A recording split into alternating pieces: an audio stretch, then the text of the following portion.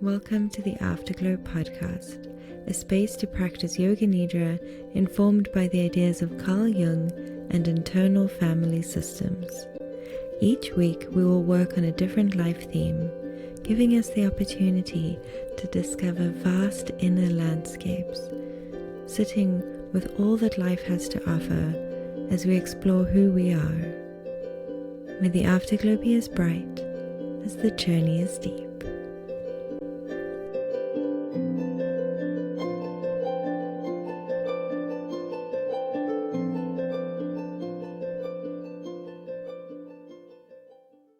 Today we'll be talking about the symbol of the cocoon and how we can offer a problem or a concern to the unconscious mind and step away, letting some transformation happen underneath the surface.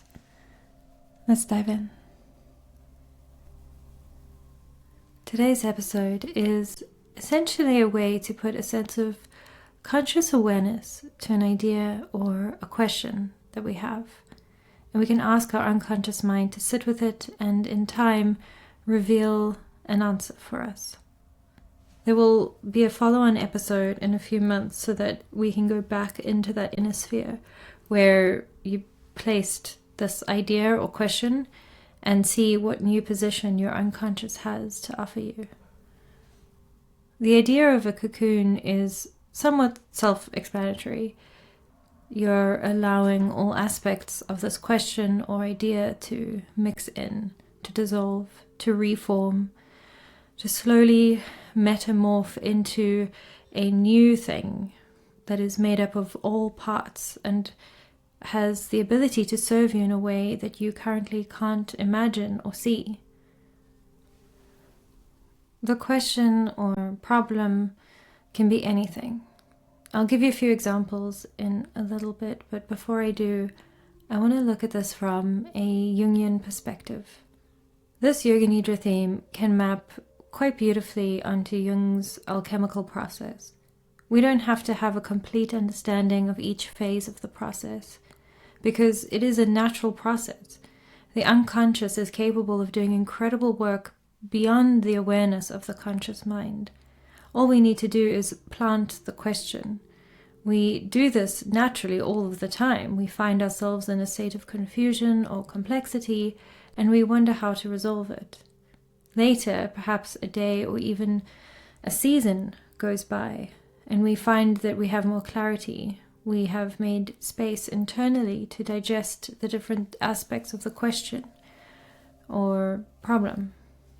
And we let this process unfold, and we know with a sense of inner confidence when something is right, when it just clicks. This is the same feeling that Jung tells us to use, or to look for rather, when working on dream analysis. It can be that simple, when something just clicks, and we get a sense of clarity or confidence, then we can take that with us and move forward. I won't go into the details of the alchemical process. If this is something that is of interest to you, I recommend the following resources. One is my episode on chemotherapy and cancer. That was back in episode 6, where I read excerpts from a brilliant master's thesis that details one man's experience of chemotherapy, and he maps it onto the alchemical stages. Well, a wonderful story. If you want further details, This Jungian Life is currently doing a series of alchemy-based episodes, starting with calcinatio. Finally, if you still want further study into the psychological alchemical processes as laid out by Jung, then I suggest going to the source and reading his collected works, specifically volumes 12 to 14. However, for the purposes of this Yoga Nidra, you don't need to know anything. The ethos of this podcast is to make inner work accessible and simple. We don't need to have all sorts of academic insight in order to sit with ourselves and find an internal world in which we can build a stronger sense of self. When it comes to posing questions to the unconscious mind, we are not trying to solve anything. We can leave the experience with a new position, new insights, or even a release from the tension that existed when we placed that question in the arms of our unconscious. Jung believed that major problems or concerns within the psyche were essentially unsolvable. In his patients, he observed that they could only ever be outgrown, but not solved. He writes, "What did these people do in order to bring about the development that set them free? As far as I could see, they did nothing but let things happen. The art of letting things happen, action through non-action, letting go of oneself as taught by Meister Eckhart, became for me the key that opens the door to the way. We must be able to let things happen in the psyche. For us, this is an art of which most people know nothing. Consciousness is forever interfering, helping, correcting, and negating, never leaving the psychic processes to grow in peace. It would be simple enough, if only simplicity were not the most difficult of all things." It's important to go into this process with this awareness that less is more. Sometimes there is a certain healing magic that can happen when we go deep within and we share with our unconscious a feeling or concern or anything that we have. We present it to the unconscious, and in time, something is released. The conscious mind may seek a miraculous solution at the end, a big reveal, but I would caution against such hopes. It is far more likely that you will learn much more subtle and interesting things along the way, and they will be integrated as you are looking in a different direction. And that shift will happen gradually, slowly, when you're not paying attention, but it will be much more impactful.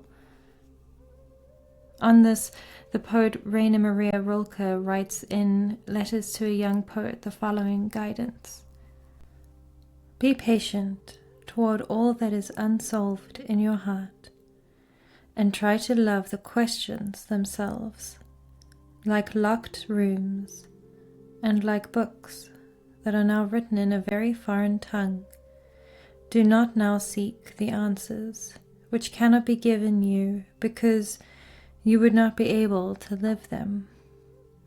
And the point is to live everything. Live the questions now. Perhaps you will then gradually, without noticing it, live along some distant day into the answer." A while ago, I had a very stressful situation with a family member. The experience stirred up a lot of overwhelming responses in me, and I felt this total sense of everything was just unsolvable. I felt heavy with depression, and as though things would be terrible forever. This experience was one example that was part of a larger pattern or picture that kept taking place between me and this family member. And that picture was just totally gloomy. The situation just felt like a weight around my ankle, and it clouded all other aspects of my life. And I know that this is a normal experience and that everybody feels this sense of overwhelm and despair sometimes. But when you are in the experience, it feels impossible to care about that kind of universality, that broader perspective, because you're so in the experience. It doesn't really matter how many other people have had similar experiences. So after letting it overwhelm me for a while, eventually I put this feeling of dysregulation to my unconscious mind. I wanted almost was demanding answers. And I wanted a creative and I wanted a brilliant solution to fix the pain and the fear that I was feeling. But I didn't get a creative and brilliant solution, despite my demands of myself. The answer I got back was an image of a cocoon or chrysalis. I'm going to make a little side note here. A chrysalis and a cocoon are not the same thing. There is a very specific scientific explanation for each, and there are always exceptions to the rule, of course, but very crudely, a chrysalis is formed when a butterfly caterpillar sheds its skin and the skin forms a soft outer boundary in which the butterfly caterpillar can transform into a butterfly. A cocoon is woven from silk by moth caterpillars. For them, they do this so that they're protected while they transform into a moth, but the silk is something that they produce. It's not their outer shell. And for the purposes of this episode, I wanted to go with cocoon for a couple of reasons. For symbolic purposes, it doesn't really make too much of a difference in the sense that, both a chrysalis and a cocoon are symbols of transformation, of metamorphosis. But I have other reasons. So the first reason is I went with a cocoon simply because to me it feels like the word chrysalis is maybe a bit too flowery. And my podcast art and the topics and everything about the wellness world in general can sometimes be really flowery, and I do enjoy leaning into that because it's a nice excuse to be flowery, and I think there's nothing wrong with it. However, wherever possible, I do try and counteract some of the floweriness. So there is an aesthetic quality to the word chrysalis compared to cocoon that I thought would be a nice opportunity to balance out some of the airy fairy qualities of a wellness Yoga Nidra podcast. And then the second reason is that I prefer moths to butterflies. I love butterflies, of course. I'm a normal person and I can appreciate the colors and the sheer glamour of a butterfly, but moths come into the home. I feel I have much more meaningful relationships with moths. I can examine them on the wall while I'm sitting at my desk, and I can see them as being a part of my home.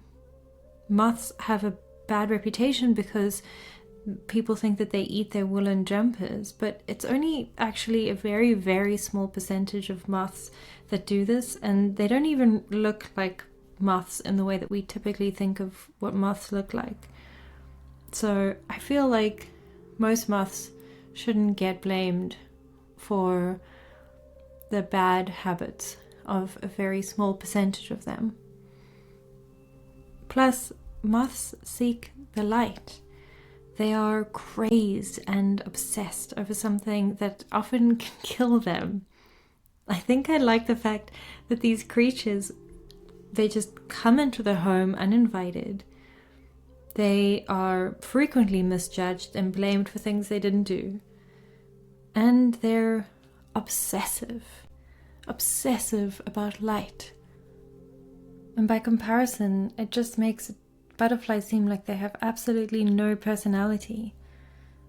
I also think that butterflies symbolize metamorphosis and change. They are colorful and attention-grabbing. I suspect that for the most part, the work that we will be doing here is less ostentatious and more gentle. Moths symbolize something going into the unconscious and then coming back with greater clarity. My sense is that in the symbol of the cocoon and the moth, we can make space for something a little more subtle, for a smaller celebration that comes from inside, a quiet inner gladness for being able to move beyond a problem or tension. I don't think that butterflies do as good a job at making an example of that. When I saw the image from my unconscious mind of the cocoon or chrysalis, I didn't know really that there was any difference between the two. And I don't think that my unconscious mind really cares about any of the stuff I've just said. So I think that all these finer details are just much more interesting to my conscious mind. There's a sentimentality that I appreciate about moths. But I think it was more the symbol of something being wrapped up in a protective layer, so that within it, matter can transform. Aspects of self and identity can be broken down and reformed into something more developed. Something that is able to be in a strengthened iteration of itself.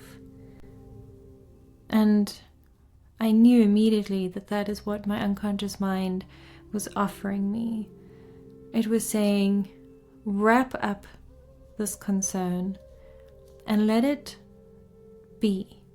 Leave it alone. Stuff will happen and you can't see because it's inside of this casing, and your job is to let it go. Action in non-action.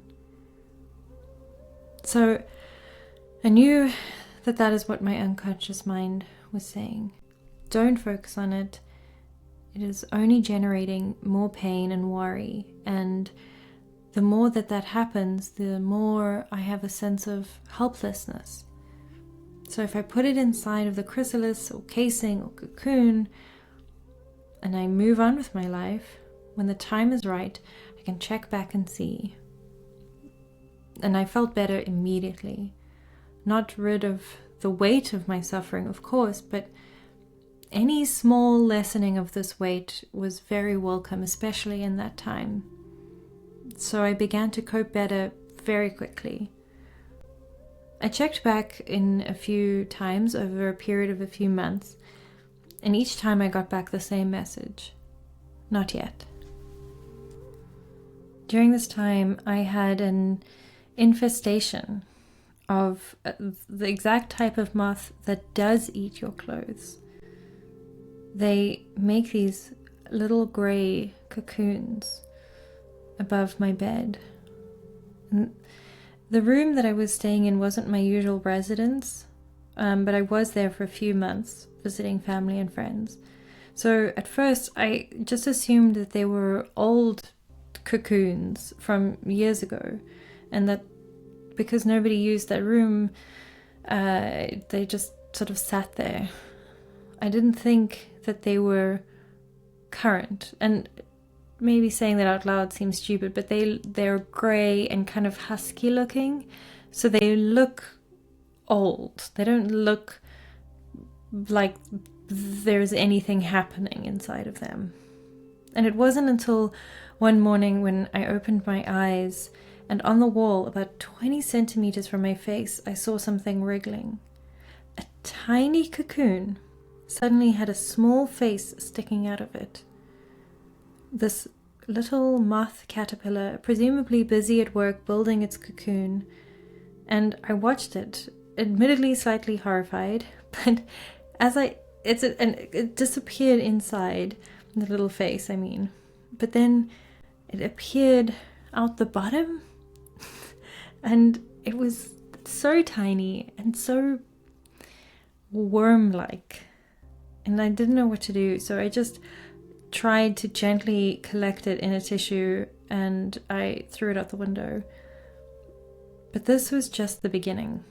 Over the next few months, every time I saw another one of these caterpillar worms, they would just be there building their cocoon, and I would see them wriggling, and obviously I would remove it, and because I wouldn't have minded if it was a different moth, but the amount of these moths and their little worm faces right next to me while I was sleeping, and the fact that they would try and eat my clothes was more than my love and appreciation for moths. These were that small percentage of moths that give the rest of the moths a bad name. And there was a moment in time when I wondered if I was doing the right thing by removing all of these cocoons every time I found one. I wondered if by removing them, I was stopping the flow of my own inner cocoon. In some strangely animistic way, I wondered if me and these cocoons were one, and if I should receive some kind of message from them and embrace my own inner worminess and be amongst the caterpillar moths in their weird little grey husks of cocoons, and if I should just embrace this whole new colony as my family, as my symbolic brothers and sisters. But this fantasy didn't last very long, because I also knew that that is magical thinking. And despite a part of me really wanting to engage with the world around me as though it was all for my benefit and all some big wonderful symbol and sign from the universe, I have been in therapy for too long, and I've read too many psychotherapy books to allow myself to indulge in that kind of magical thinking. The universe is not trying to create, is not conspiring to send me cutesy little symbols through caterpillars. I just simply had an infestation of these caterpillars at the time. Perhaps it was some synchronicity, but that doesn't mean that I have to live with these little guys falling on my bed. Anyway, so finally, I did get an answer for my troubles. It wasn't an answer in the way that we are trained to look for answers to problems. It was an answer much like what Jung and Rilke describe in the quotes that I read before. Something subtle had been changing within me over that time. The transformation was happening in real time, but the circumstances didn't change. My position did. I had developed a new perspective gradually on this problem. I found within me a greater ability to not control situations or people. It isn't to say that there is never tension or a sense of worry, but rather that there is a profound development that happens when you let go, when you give this problem to the unconscious mind, and the unconscious mind can perform some type of magic beneath the surface of this cocoon casing. And it helped me alleviate a lot of the suffering that I was experiencing. We don't need to do a Yoga Nidra on cocoons to do this type of work. We simply need to speak directly to ourselves. The Yoga Nidra just helps us get a greater sense of connection. It helps us carve out time that is specifically to connect within that inner space, to offer these concerns to the unconscious mind. We do this in a way that signals to internal parts of ourselves that we find great value in the sense of connecting with these deeper parts. The Yoga Nidra is a realistic tool to say you probably won't just do this on your own until you're banging your head against the wall, metaphorically, trying to solve a problem, and eventually you just give up. This Yoga Nidra is an opportunity to say it doesn't have to get to that level. It doesn't have to get that bad. You can sit in awareness that there is something festering or ruminating, calcifying, something that is creating a rigidity within you, a sense of worry or deep despair. any number of adjectives that fit, and you can get to a place of being able to let it go. And it's possible that you don't do the follow-up Cocoon Yoga Nidra that I'll release in a few months, because you're going to see the changes happening over time. But I will do a follow-up anyway, because for someone who maybe wants to sit with that sense of clarity, that sense of awareness, getting the opportunity to observe the shift that has happened over a period of time, they can sit in this space of reverie, of appreciation, of reflection.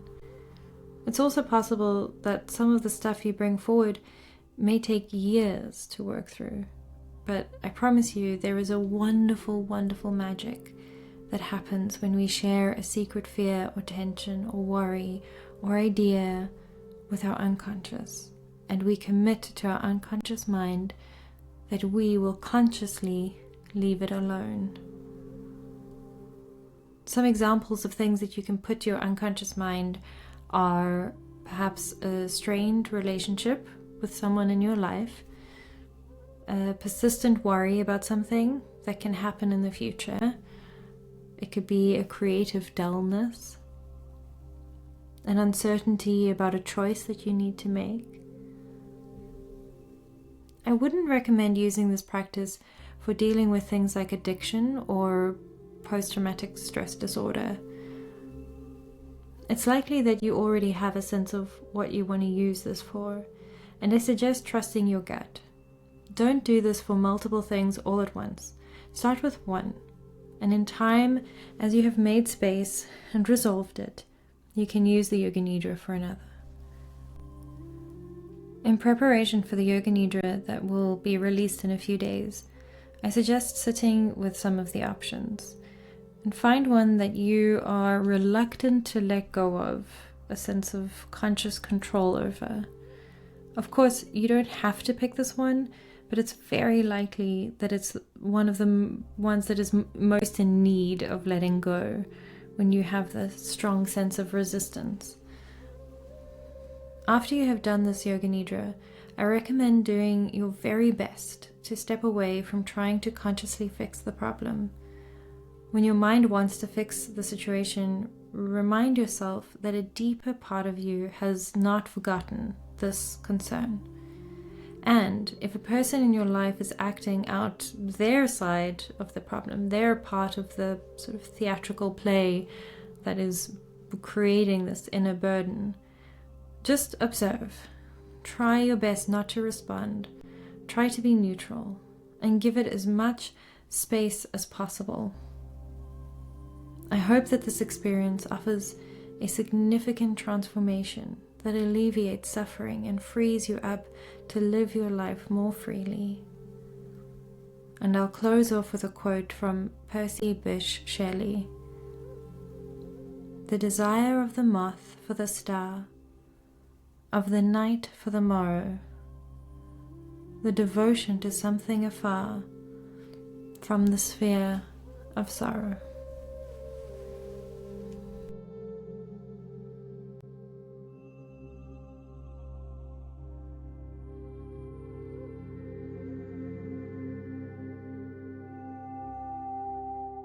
Thank you for joining us for this weekly companion episode. It really does add to the experience that you will have in Yoga Nidra. The Yoga Nidra will be uploaded in a few days, giving you time to reflect on the questions that I've asked you.